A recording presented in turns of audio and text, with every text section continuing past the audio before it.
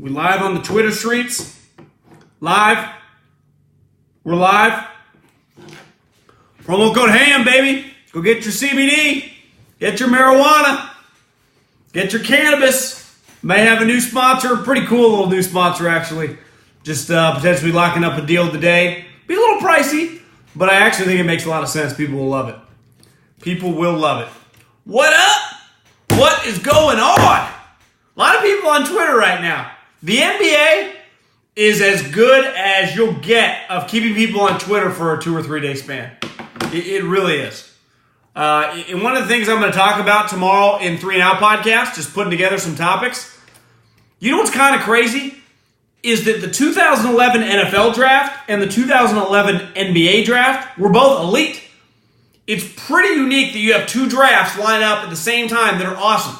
Obviously, all these guys signed yesterday, the majority of them, besides Kevin, were all in the same draft class. Kyrie, Kemba, Clay, Kawhi, Tobias, Jimmy, Nikola Vucevic, that Bogdan guy that went to Utah, the 11 NFL draft. Cam, Vaughn, AJ Green, Patrick Peterson, Julio, Watt, Tyron Smith, Cam Jordan. Hell, even Kyle Rudolph. I mean, it was a hell of a draft. So, I mean, just the differences of the 2 leagues. Like J.J. Watt, Von Miller, Cam Newton, those guys ain't hitting free agency in year 8 if those teams don't want them. And that, I always say, it's a fan-friendly league. The NBA, in theory, is fan-friendly, like it has fan-friendly events.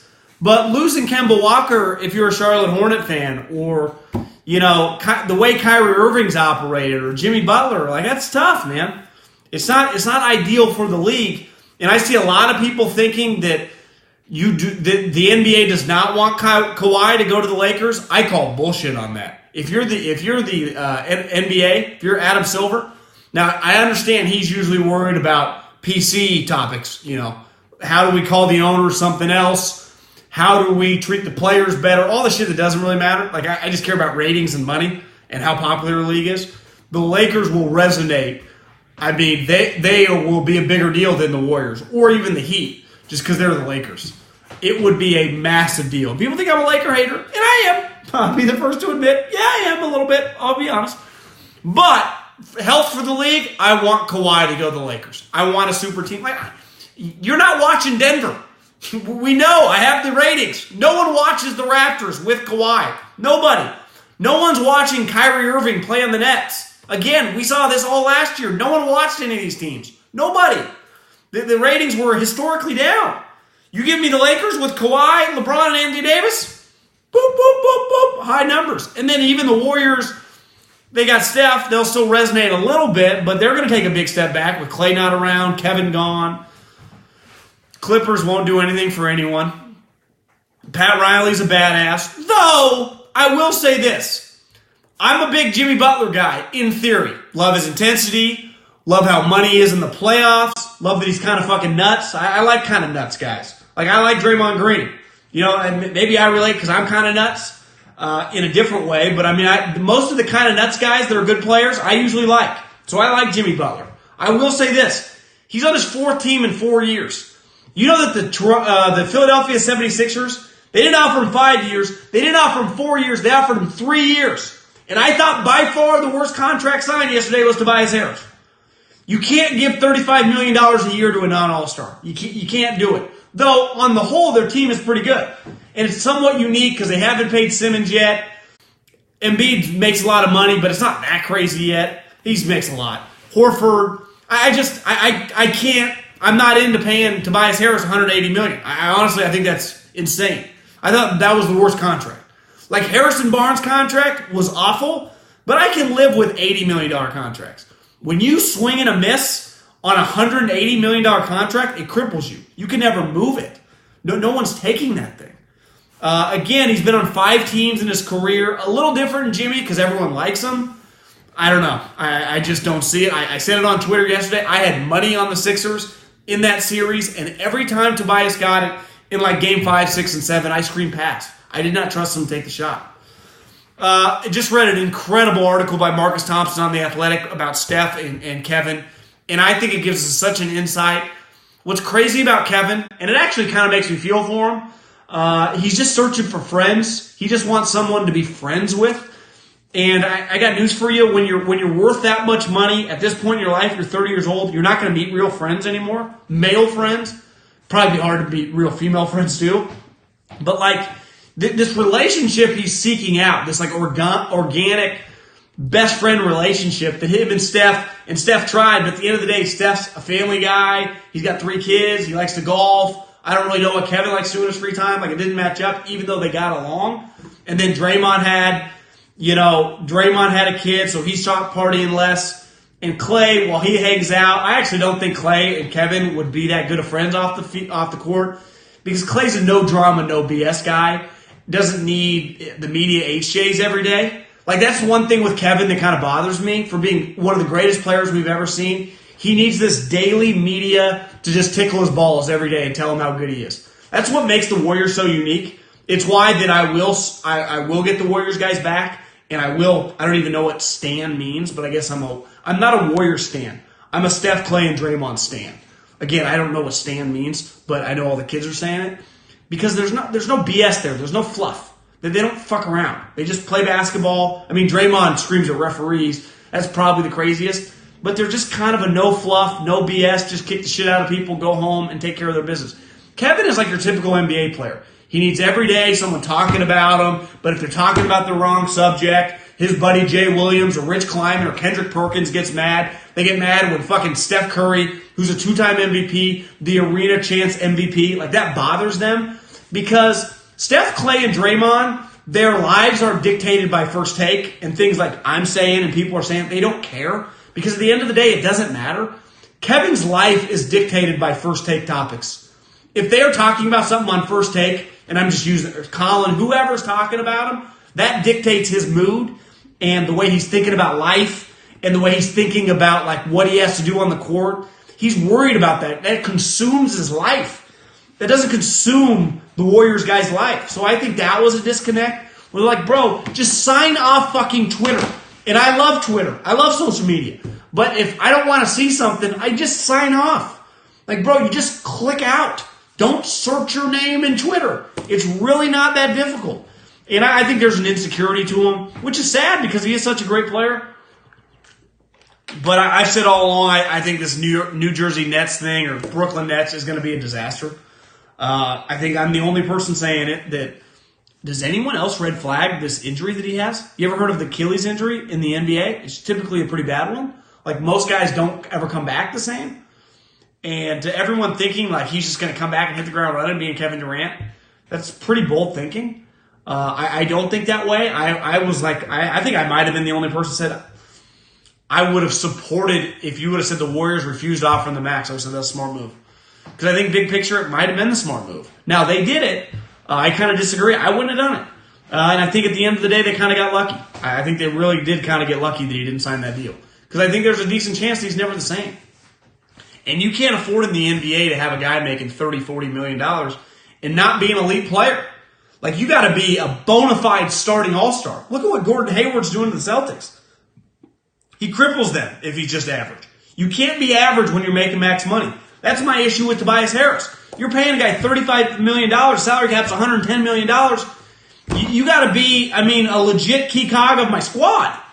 Now, if Kevin's healthy, he's a dominant, he's an unstoppable force. He is an unstoppable force. He's a fucking ass-kicking machine. A bucket getter. You can't stop him. He is an unstoppable offensive player. I'd say just pure offense, pure buckets when he's in a zone.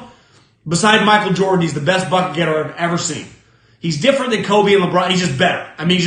Now, you could say those guys are better players, more intent, whatever. But just pure bucket getter, he's as good as it gets.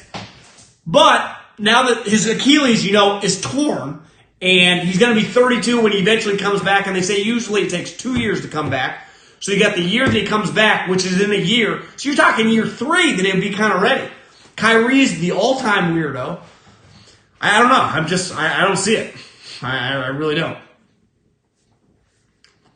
He's a better offensive player than Kobe Bryant. Is he a better player? Kobe was a better defensive player. And Kobe was mentally tougher.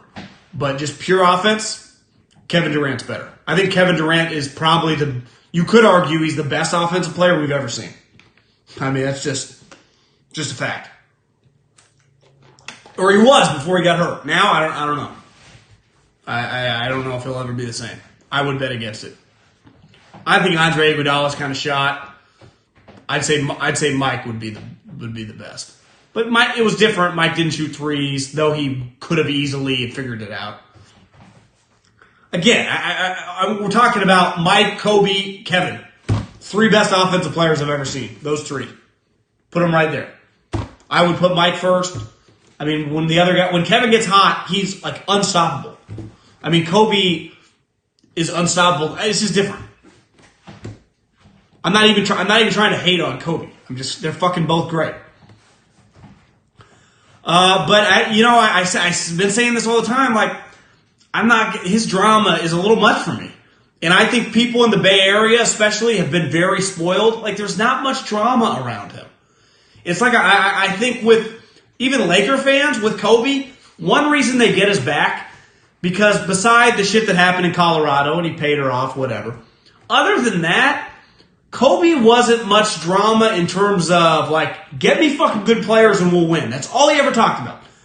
Let's fucking win. Let's win. Get me good players and I'll work. There wasn't that much fluff with him. Like, and you saw last year with the Lakers, like LeBron, it was all this fluff. It was like, is he just here to make movies? What the fuck's he doing? With Kevin, it's a lot of fluff. It's just fluff. It's just shit like, I don't care. Can we just fucking play basketball? And I get the NBA has become the Us Weekly League, which is great for business right now, though they need to equate to actual viewers, CC the NFL. But this is good. Now you got to turn this into viewers. You got to keep them watching the game. And I think Adam Silver's on the right path. You got to cut the season down a little to make the urgency of games. But I do think we need to get away from a little bit just all the fluff. Because I do think the fluff, which the free agency is cool, but the fluff, the constant just Kevin Durant saying they didn't respect him. Like, Kevin, what the fuck are you talking about? They offered you $230 million. You have a torn Achilles. That drives the casual consumer. And I talk to them every day. Just go out on the streets, just talk to people. That drives people nuts. Like, it just wears people out. And Kevin's not alone. All these stars are like this. Like Kawhi Leonard. I got news for you. Kawhi, what the fuck are you waiting on? If you're going to go to the Lakers, you can help them out by signing with them so they can make some other moves. If you're going to go to the Clippers, so they can have made some other moves. Like, if you're going to stay with Toronto, maybe they can make another move or two. Like, you're actually kind of hurting the team you're going to. Now, you could argue the Lakers, they only have veteran minimum guys, but still. I mean, you've had all fucking year to make this decision. I'll respect one thing for Kevin. The clock hit 3 o'clock West Coast time, 6 o'clock. He made his goddamn decision. Like, I'm not, like, trying to rip Kawhi for this, but he's kind of hurting wherever he's going. Like, if you already know you're going to the Lakers, just go to the fucking Lakers so they can make some other moves and be ready to win the championship. Like, is Kawhi sneaky, a little selfish? I don't think he is, but what's the point of all this? I don't even get it. Like, if you're going to go to the Clippers, if he ends up going to the Clippers, him waiting is moronic. Because they easily could have made some other moves. I just don't get it. Now, if he goes back to Toronto, I'll understand it. I'd even argue if you went to the Lakers, you knew you were going to the Lakers the whole time, you should have just said it at 6 o'clock. So they could make another move or two. Maybe they could get a guy on a mid-level exception that they couldn't have got. I don't know. But all these guys flew off the board. It was quick. I mean, by an hour into it, all 90% of the good players were gone.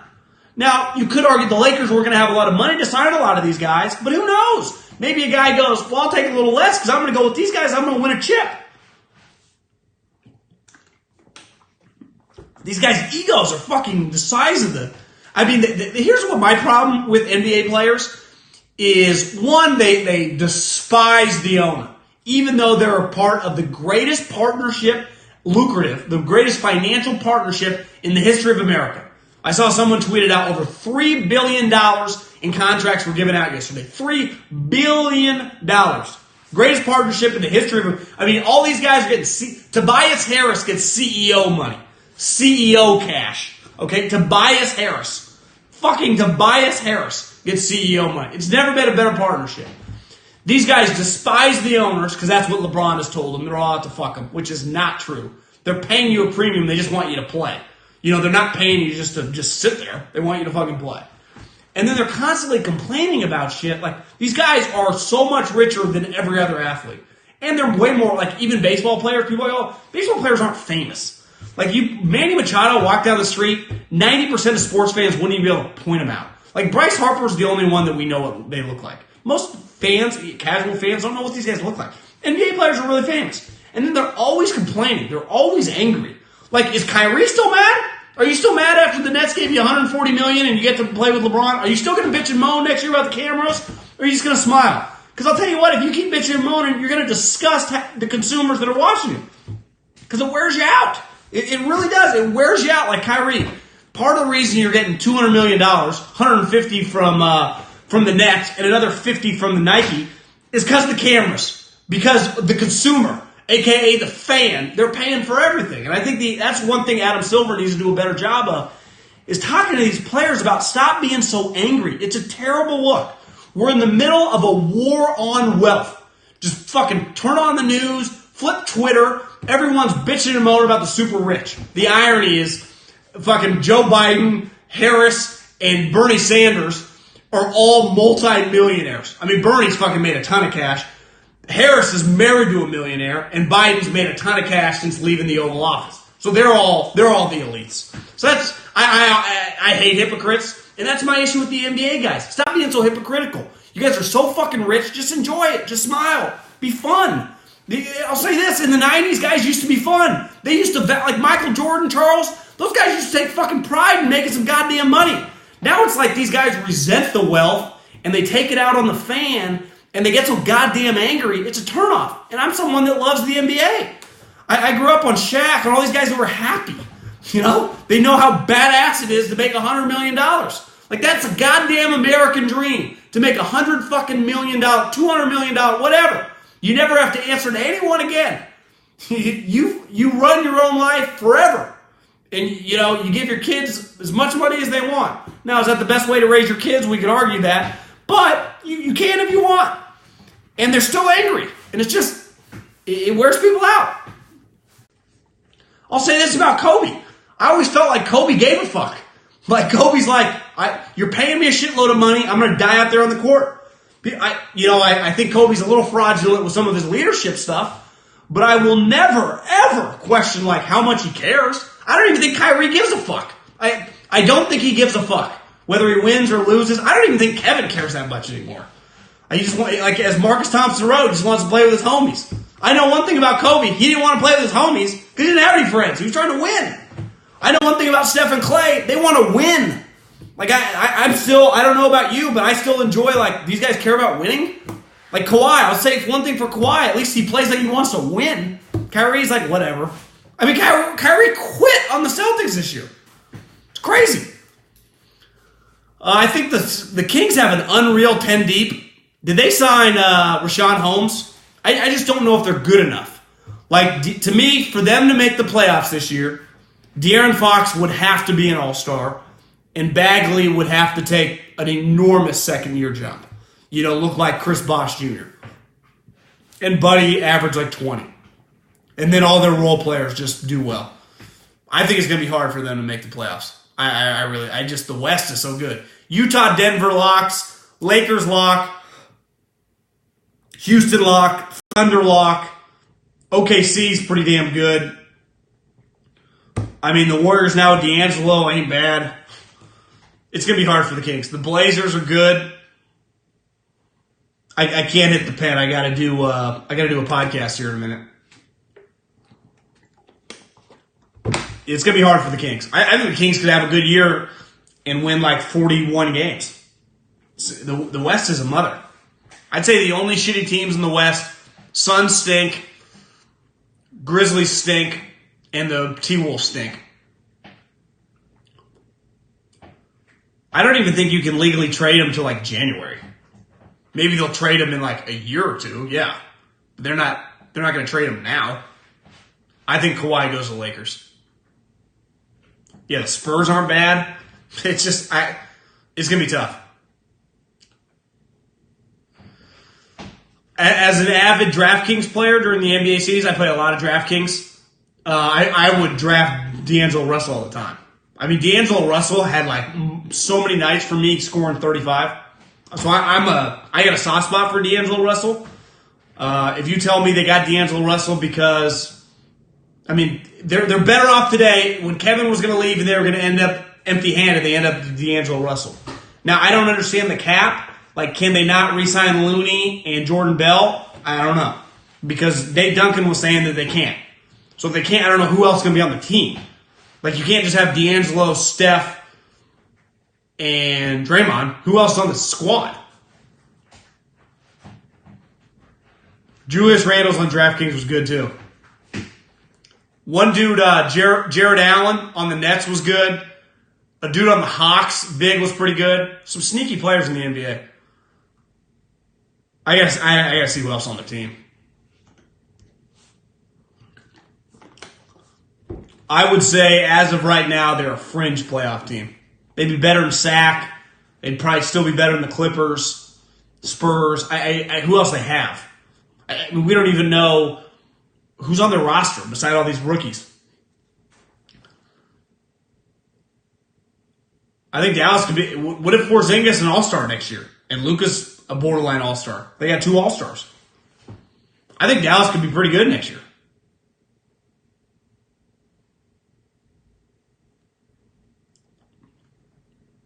Sign and trade D'Lo to the Timberwolves.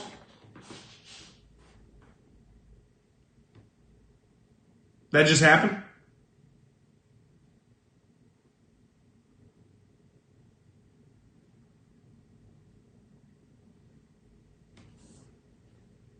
You never know during this time. You got Woj tweeting up a storm.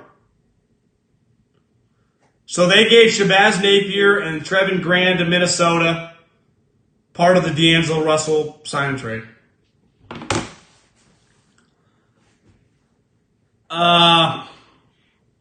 Yeah, I saw Tyler Skaggs died. Sucks.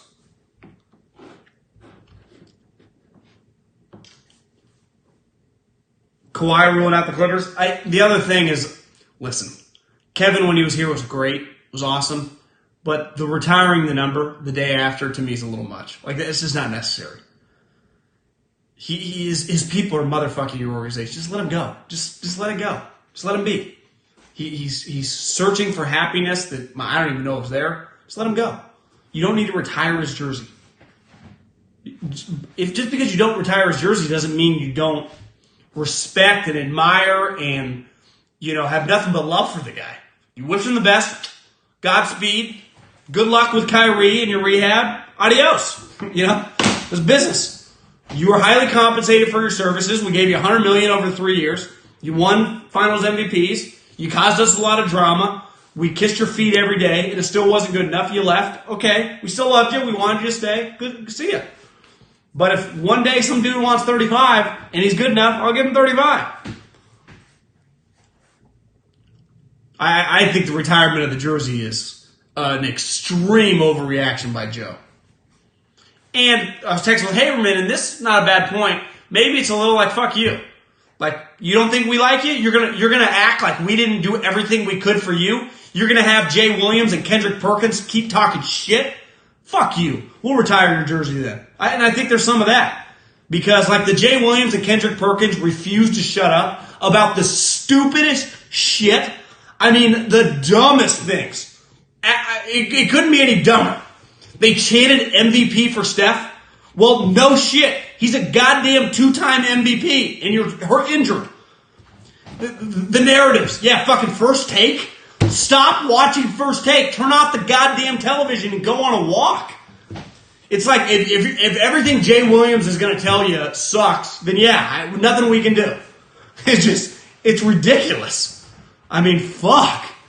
Kendrick Perkins, like, we get it. What, does he need a blowjob too? I mean, what more can we do for the guy? It's just insane. Those two guys, it'd be one thing if, like, Steve Kerr was a royal asshole to Kevin Durant. Bob Myers said, never talk to me. Joe Lacob said, I'm your boss. And they were doing asshole things, I get it. But it was the opposite. Every day Kevin was here for 3 years. They worshiped the ground he walked on. They rolled out the red carpet. I thought it was ridiculous. Honestly, it kind of turned me off. I was like, I would not do that. Because when you do that, like when you do that to a stripper and you take her to a nice restaurant, she still might leave you. Like ultimately the way you acquired, like you met the stripper at the strip club. You acquired Kevin Durant because he left a great team, searching for something that who even knows. Like I wasn't shocked when he left or that he wanted to leave a year ago. This has been happening for a year. He was never going to stay here long term. This was always a short term marriage. This is like a honeymoon phase for 3 years. The problem is she's a little nuts, aka Kevin Durant. He's such a sensitive salad that it was always something. The drama was just overwhelming. Like Clay and Steph there's no drama. They're never a problem. It's always something with Kevin. And it's stupid. It's like, oh my God, Kevin, you're fucking mad because Ethan Strauss wrote an article that you're leaving? Well, you're leaving. The article was fact. And we knew you were leaving forever. So you just freaked the fuck out? Like you struggle with reality? He didn't risk his career. He literally had multiple offers for $150 million. To me, risking your career is financially. He had multiple $140 million offer and $230 million for the Warriors. He could have cut off his fucking leg with a sawzall and he was still getting $150 million. That's not risking your career. To me, risking your career would be if he was unsigned. I don't agree with it, but you could argue Colin Kaepernick risked his career. His career ended. Fucking Kevin Durant had multiple teams lined up to max him. He didn't risk a goddamn thing. Can we stop saying Kevin Durant risked his career? That is not true. He had multiple max offers, including the Warriors for $230 million. It's not risking your career. He risked injury. He didn't risk his career. His fucking bank account didn't change one iota. Not a penny. Give me I can't stand the risk the career narrative because that's factually incorrect. It's just not true. You risk your career if like you're never going to get signed again. You cannot risk your career and then get a max. That's those two don't kind of line up together. Was that an oxymoron? I'm not a Golden State Warriors fan. I like Steph, Clay, and Draymond. If I had Kevin Durant and fucking Karl Anthony Towns, I would make fun of this team all the time. I like Michael Jordan. I parachuted in and out with the NBA. I'm just calling it like I see it. I don't give a fuck. I would not have re-signed Kevin Durant. I think he was a drama queen. I agreed with Draymond. I was on Draymond's side. I thought the Warriors crossed the line when they suspended Draymond for calling him a bitch. Draymond was right. Fuck, you got a foot out the door, fucking leave. It's just a fact. I think I speak for the fan. The guy that just is a little tired of Kevin Durant's BS. We all acknowledge he's great, but Jesus Christ, he's a pain in the ass. I mean, just a royal pain in the ass. So's Kyrie. Good luck, Nets. Boogie's not coming back. Some people are just pain in the asses, Doesn't mean you're not good. LeBron James kind of a pain in the ass, but he's fucking LeBron James, I'm trying to think of who else is a pain in the ass that kind of sucks. Jimmy Butler. Like, is Jimmy Butler good enough to be as big of a pain he is? You could argue, but he'd also argue I just got a max.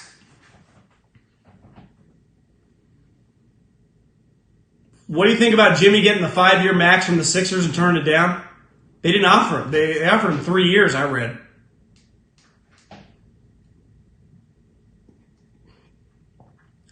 Jimmy Butler, most overrated player. I think Jimmy Butler's pretty good. I think the Nets are going to be a disaster. I saw they offered 3. They offered 5 years. Someone said they offered 3.